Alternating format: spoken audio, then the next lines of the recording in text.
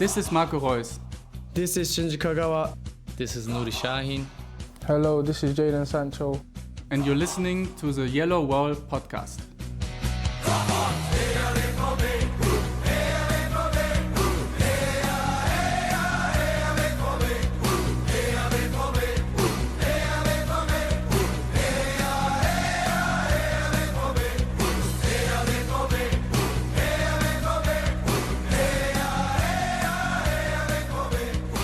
Hello and welcome to episode 468 of the Yellowwallpod. I'm your host, Stefan Butzko, and today we will talk about Borussia Dortmund's 1-1 draw away to PSV Eindhoven.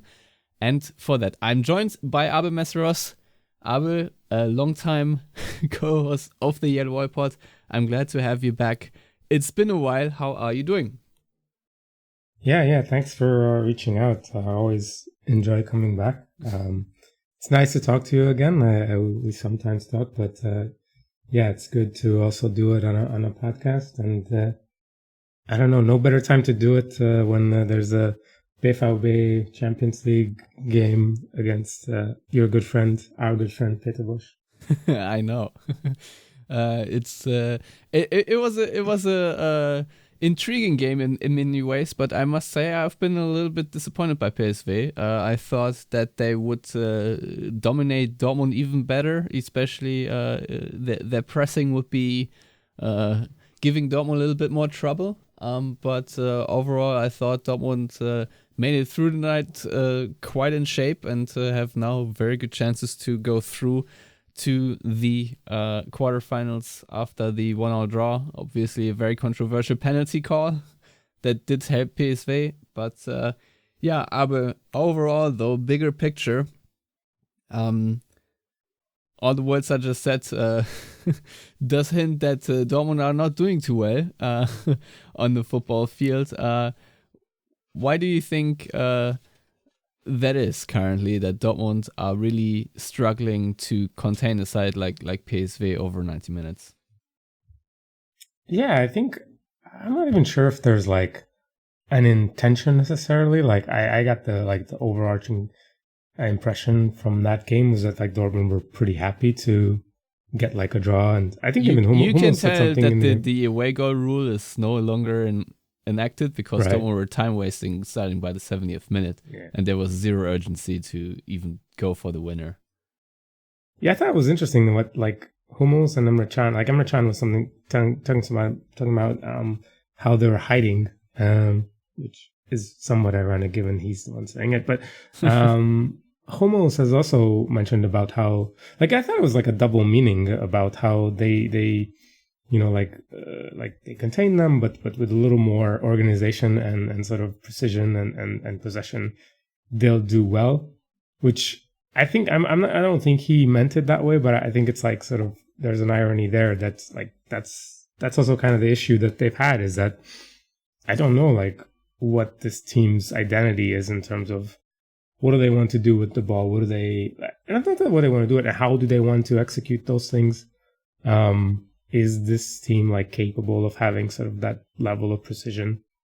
Or like, is it a team that I think like we saw in the group games where they're pretty happy to keep these games close and kind of win on luck or talent in many ways. And yeah, like in this game, I think, the penalty was ridiculous, I think. But like, before that, I thought like, you know, Tillman had three good chances. PSV were pretty easily bypassing. But then I also thought like Peter Bosz was probably more pragmatic than which is, I think no Dortmund fan is going to believe it.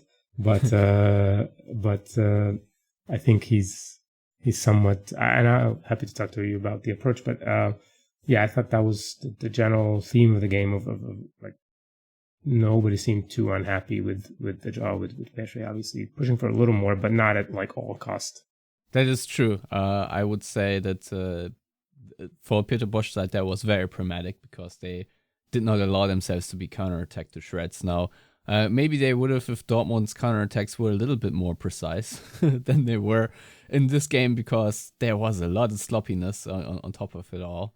If we want to discuss tactics. Maybe things would have worked out better for the Black and Yellows if especially Jadon Sancho or Ian Maatsen had much better games on the left side, sort of the more creative outlets. I thought that Marco Reus's ball distribution wasn't great either, and Sabitzer and Can obviously also not their very best games. I thought Eindhoven did well to take Füllkrug out of the game quite well, and of course that did slow things down significantly for Dortmund. I don't even recall that many chances apart from the Malen goal, which was obviously brilliant, but also I think it was slightly deflected. Yeah, so Dortmund were somewhat lucky on that one.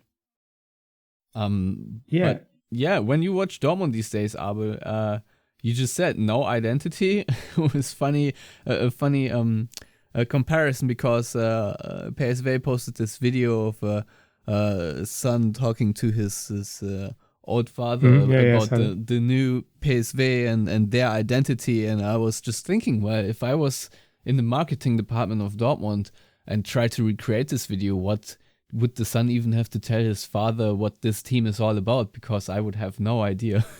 So yeah, I think that's what makes it like, to the extent that there is some remaining left of fandom for BVB in me, sort of deeper down as the last couple of years have shown. But it's really kind of tough to watch the games from that perspective. But even from like an analytical perspective, it's also like a very sort of little that's repeated or that's sort of intentional. Like, you can definitely see some of the ideas, but it's more like the details are missing. So like, inverting Maatsen has been like a thing since January, right? And in the earlier parts of the first couple of games in Bundesliga, that took teams by surprise. But now I think there's more of an adjustment. Like, definitely PSV, the way their defensive game plan was doubling the half spaces, defending very narrow. So they were always ignoring kind of the far side. And I think, when it's Ryerson, it's fine to ignore him. And then they also were like, okay, betting on themselves to recover if the ball gets all the way over precisely to Jadon Sancho, which I don't really think it ever did. Or the times that it did, it was more like broken play transition. And then they dealt with that. But they were pretty like happy with like pressing, but it wasn't like, they were pressing with 5 at most. It was very rarely like fullback on fullback pressing. Like, I think Serginho Dest did it once or twice. But for the most part, they were just happy to keep the back 4 and keep like a higher line, but confident that Dortmund aren't really like, who's going to run in behind, right? I mean, Füllkrug isn't that type of a player. And then like, even Malen and Sancho are more ball to feet. Reus, again, not that type of player. So isn't really in midfield runners, again, not that much. So I think it made sense for them to sort of start higher, but maybe not need to press all the way out. And it's not like, Dortmund have that build up detailed in the sense that, even if they make that 3-2 with Maatsen, as they did in the first 15-20 minutes a couple times, and there's like the rotations, right, between the front 4, and they can pick up different positions, but isn't like coherent in a sense that there aren't like sort of very easy to spot patterns, and it's not like the ball flows, and I think that's the biggest criticism for Terzic in that sense, is that you look at the teams in Germany, all the way from Stuttgart, Leverkusen, St. Pauli, all the way down to, I don't know, HSV, Paderborn. You can go on and on, like with much lesser resources and probably even, and coaches who aren't necessarily as renowned, and they've had and then been less like sort of spent less time in the job, and they've been able to like create an in possession plan, right? So I think that's the biggest criticism is what do they do with the ball, and some of the numbers, if you want, I can go into that in terms of like how they are down. So like just even for like last season, like the field tilt, which measures like sort of attacking third involvement, is down like from 58 to 53. So it's like 5th or 6th in the league. So they're not spending as much time in the opposition third, right? So like on the individual level as well. I mean, Malen's numbers are down in terms of like being able to carry the ball. Like and if you look at like really any statistical measure, very few Dortmund players show up in the top 10, you know, and Malen will show up in the goals, but it's a lot of it is like, you know, 0.10 XG chance that he finishes because he's a great finisher. But if you look at most of the games, even the ones they win, it's like either they score very early, like against Freiburg, and then they're okay, or they have massive problems against teams with intensity and a good game plan, you know, and it's not that hard now, you know, from Heidenheim to Wolfsburg. And then maybe they win on talent, like against Darmstadt, or maybe they don't, or maybe that team kind of gets tired, or, you know, they kind of win on luck, or Kobel's in great form, like in the Champions League, he's at like 3.9 goals saved above average. So there's been a lot of that, I think, and then yeah, I don't think like the defensive stuff is all that great, but probably the end of this long and tenuous rant is the goals. So I think they're almost under 2 goals for the first time since 2017, which I think really tells you kind of everything about Dortmund, which is on paper, like you still have all of this talent on the team, right? From Sancho on to everyone, and that's the end result. Yeah, it's probably one of the gravest underperformances of Dortmund, considering their resources. They are still the second richest team in Germany, and it does not show at all currently. Really doesn't look like it whatsoever. I mean, in Dortmund's defense, Jude Bellingham left, and then they tried to replace him with Mecha, who has been pretty much injured all season. Obviously, Adeyemi's hamstrings have been cooked ever since the Chelsea game. Sebastian Aller is probably a more tragic story, which obviously is also a lot of transfer invest that is unavailable. So, but these things happen to multiple clubs, and Emre Can, I'm pretty sure, is not just earning $1.50 a day. So these are all guys on high wages that should be performing much, much better, but aren't. So from that standpoint, I still think the talent available for this particular game is high enough to see a better brand of football, I would say, even though people do say that Dortmund need to have a lot of change in personnel. So that is sort of my opinion right now, that Dortmund are not really utilizing the potential they have. So they need to have much, much better player to have them underperform to still better perform, I guess is the strategy. So my question to you, Abel, is, do you think at the end of the season, Dortmund need to sack Terzic and hire a different coach, or do you think they can figure it out with him and Nuri Sahin and Sven Benner as assistant coaches? Yeah, I mean, that's interesting, right? Like, because when the Sahin appointment or those news broke, like, I think I wasn't really the only one who was like, well, this is sort of with one eye towards the future, right? And now there's like news about Kale and potentially Marcus Krusche as the challenger, or, you know, and then there's still, I think, in everyone's back of the mind, there's the Nagelsmann rumors after the Euros maybe, and now I think, you know, talk about the other coaching impacts and moves in the Bundesliga. But I think the long and short answer is the same. Like, I think they do realize that they need to move on because it's I think there's, like you were talking about marketing, there's obviously a great amount of marketing of, in some ways, like he is the most marketable coach inside of Germany for sure, like that they've had since Klopp, right? Like just whole sort of being a guy who was on the terraces and from the area, and, you know, assistant coach, and that was his thing, is that he is also a tactician who gets along with players. Now, I'm talking more about the image than necessarily the reality, but I think it's probably like even last year, right? Like, you know, that basically throwing away the title that wasn't really theirs to win in some ways, right? Because of like the pre-World Cup debacles to this crazy run with Malen and everyone and Brandt and Bellingham, to like another now like again like not a great start in the Hinrunde, and again somewhat saved by Champions League, but though I would argue that there was a lot of luck in those games. But more importantly, it's just sort of like, what is this team in terms of how do they want to play?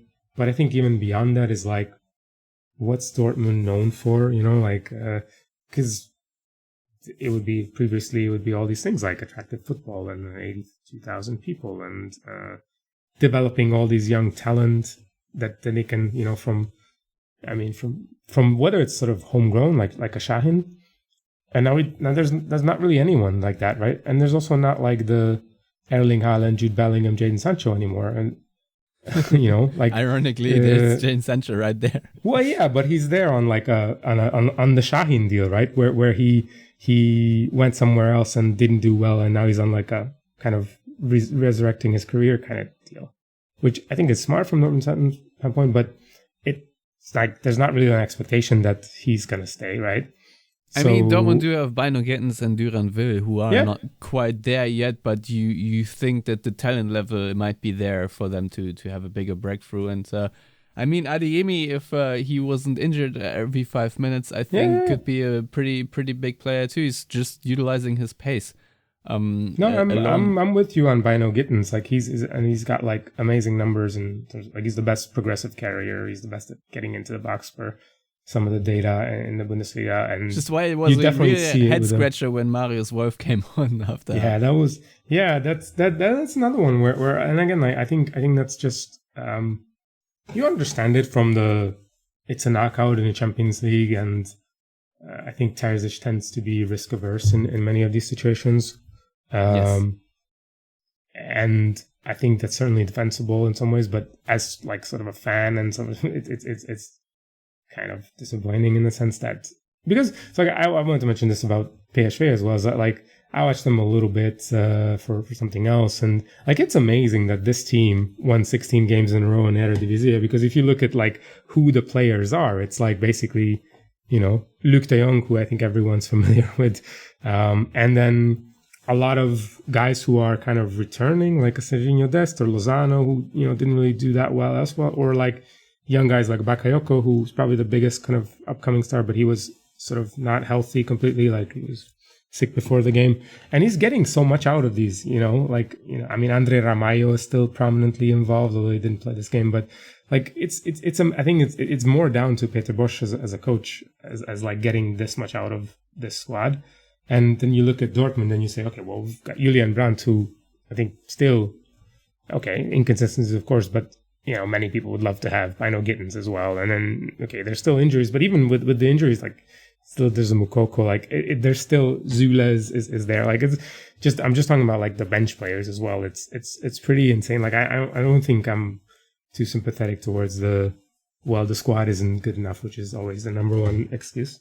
But then of course it's like, who put that squad together, right? Like it's not like, you know, it didn't just come magically, right? And I think Terzic, whether as a sporting director previously, which is the one that he got after Rose, or even now, I mean, we know that he's had a big amount of impact in putting this squad together. And to be fair, I don't think he made the argument that the squad isn't that great, but I think people do make the argument for him, which I don't really buy.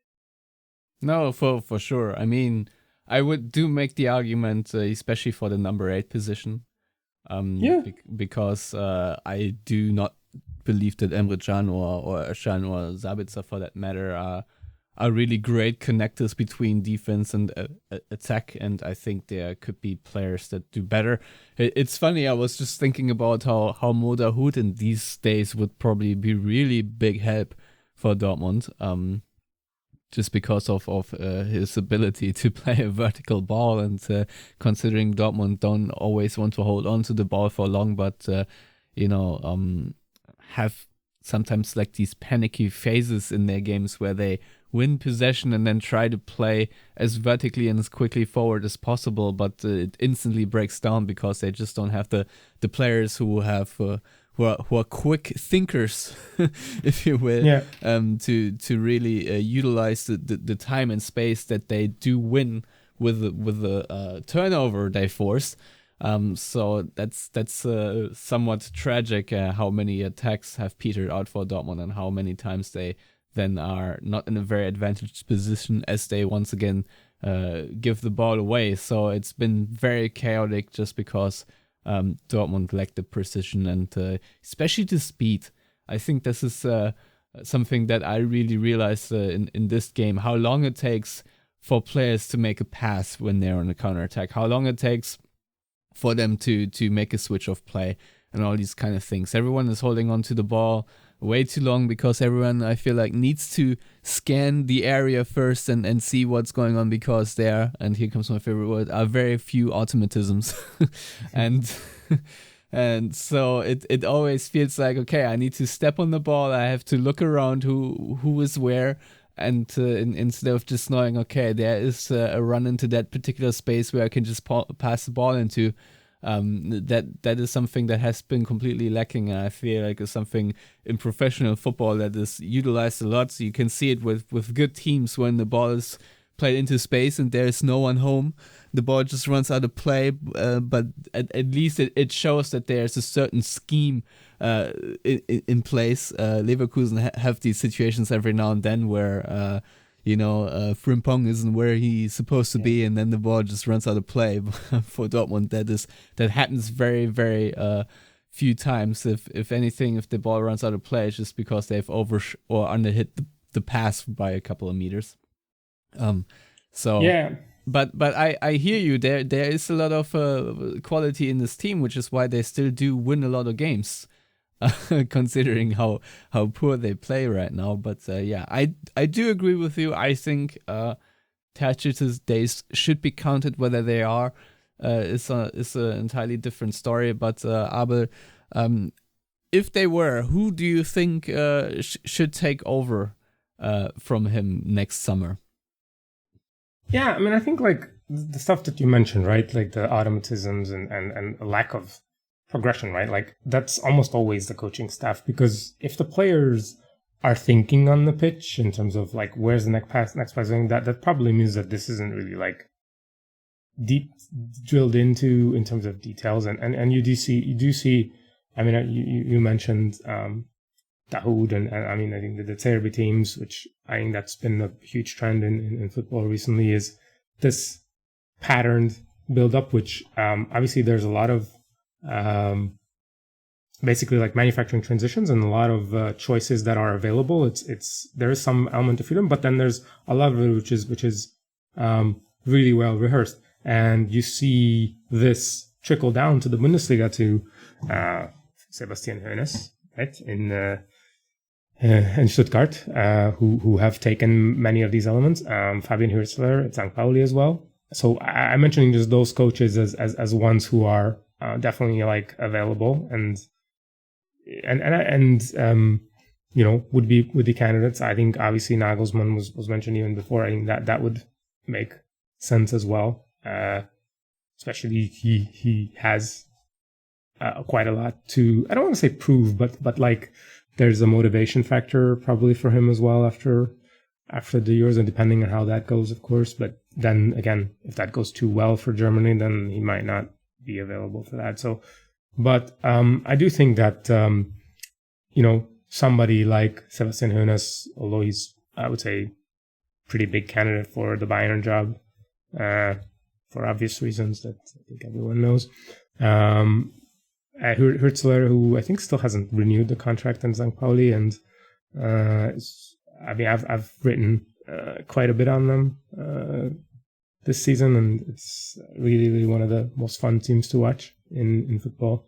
So like, I think basically my short answer to this is that most of the teams that Dortmund should be looking to, or most of the coaches, are the ones who can do something in possession. Because the other tricky thing to Dortmund's lack of identity is that it also isn't like an aggressive team out of possession. Like they're defending about 5 yards deeper on average. The counter pressing is much worse. It's pretty passive. So that's what I mean, where it's like sort of, okay, at least like you think, okay, well, the in possession isn't great, but then at least they're like maniacs out of possession, or at least like they're forcing stuff, but they aren't. So, and in those cases, I'm always just skeptical. So I would say like, if you're just looking in Germany, like obviously Nagelsmann should be number 1, but then Hoeneß 2, and then maybe Hürzeler 3, and then there's some other ones that I think would probably be a little bit more left field candidates, but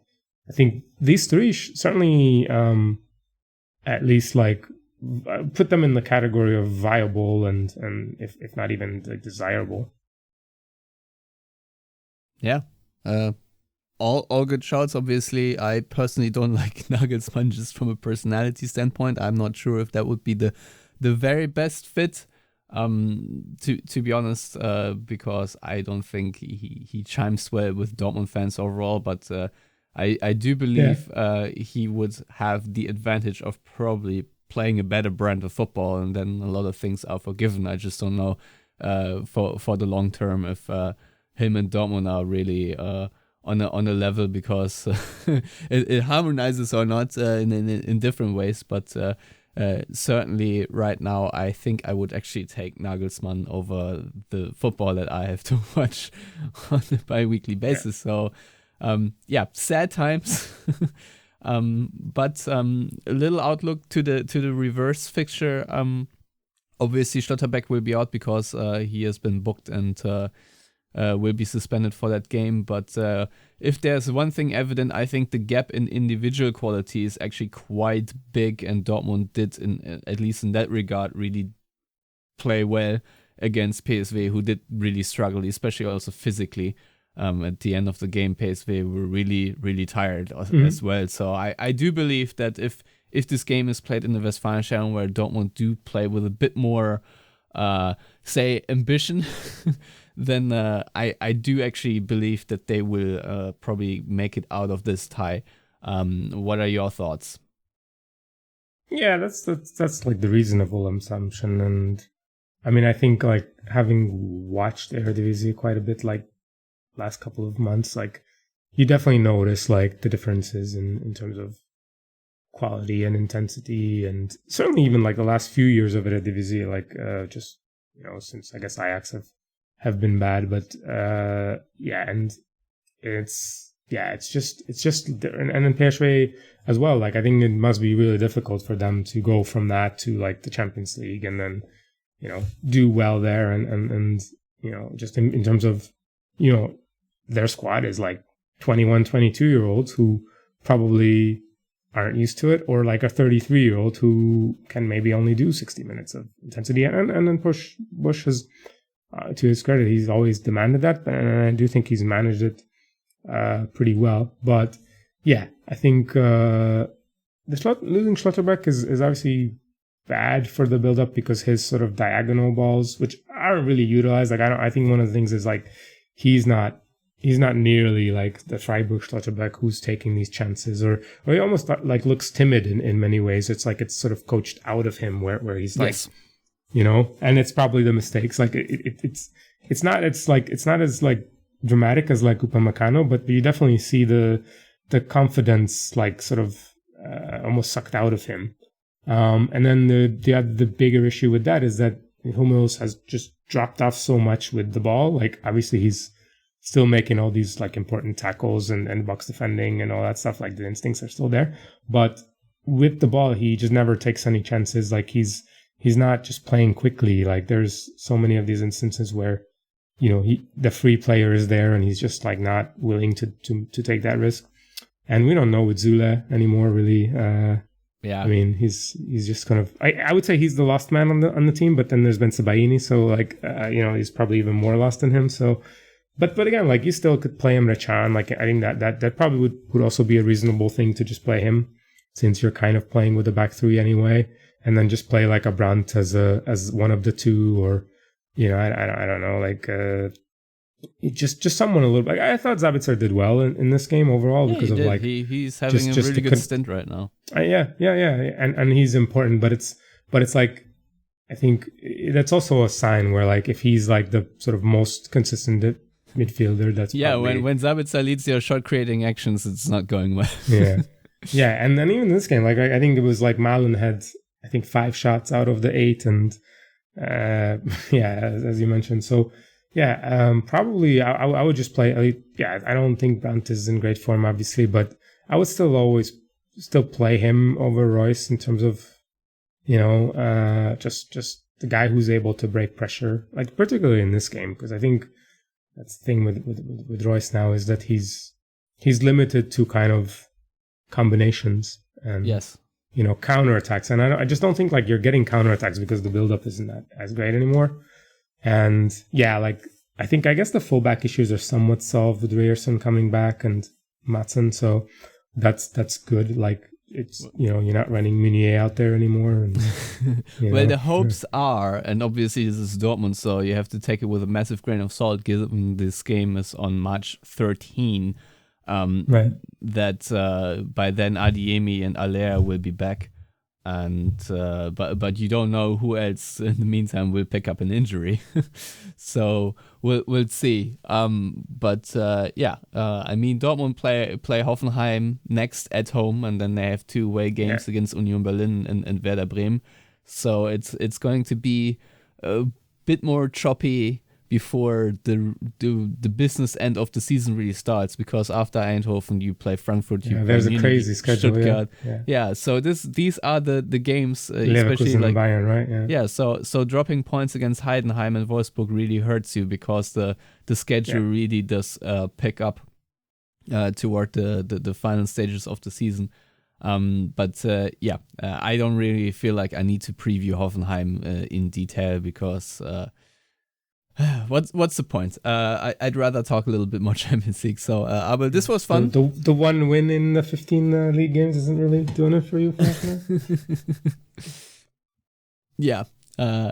This was certainly fun, and thank you for providing your insight. I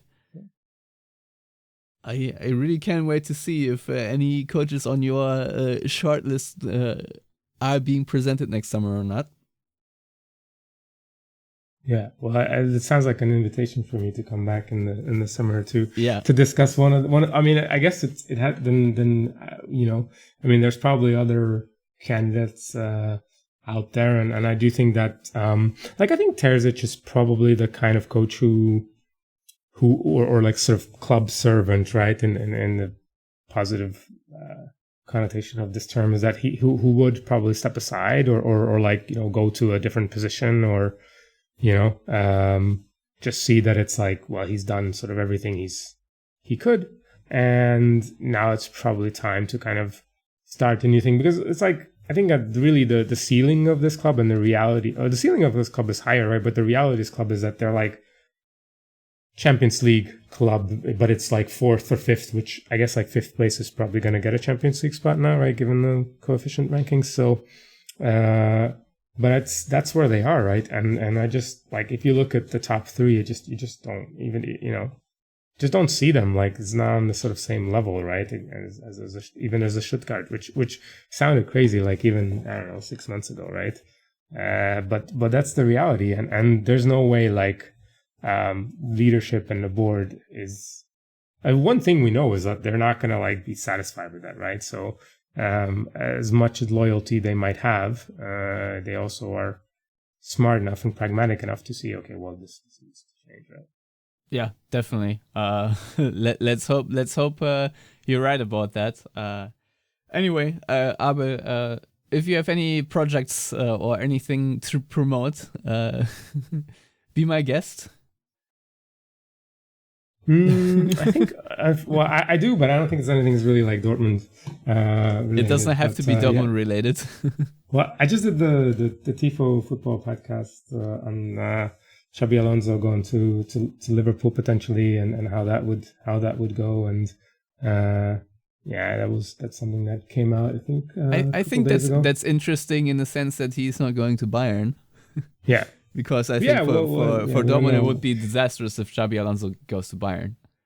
Yeah, I think so as well. And I mean we don't know. Like, we just Bayern's history of doing last minute things and mostly doing it to Dortmund. So I guess maybe that's the refreshing side of it from a Dortmund perspective. There's no one to steal, right? They're not even good enough to like be the one that Gregor Kobel, of course, which is my one big worry for him to be the Neuer replacement.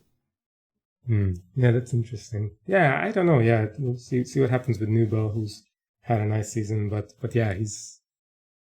Although I think as we mentioned about the reshuffling and might be too injury prone. As you say in German, Bayern are definitely high on that list of needing to go through that. So it's tough to count that out. But yeah, I think Dortmund will be.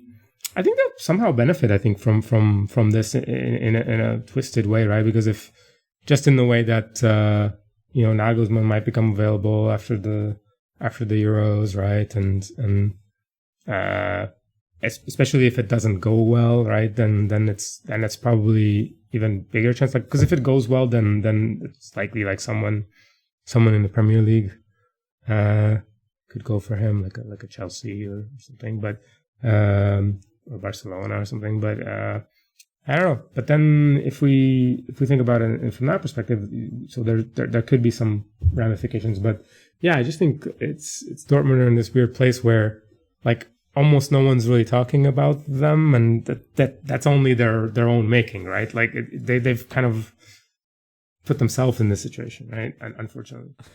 I need the 442 magazine to bring out a front page where it says Europe's coldest team. Right, yeah. All right, that's a good point to end it, Abel. Okay. Thank you so much for coming on. And we'll catch up in the summer to see if you were right or not. You got it. Thank you so much. See you soon. Goodbye. And everyone out there, as always, thank you for listening. We'll be back again soon. Goodbye.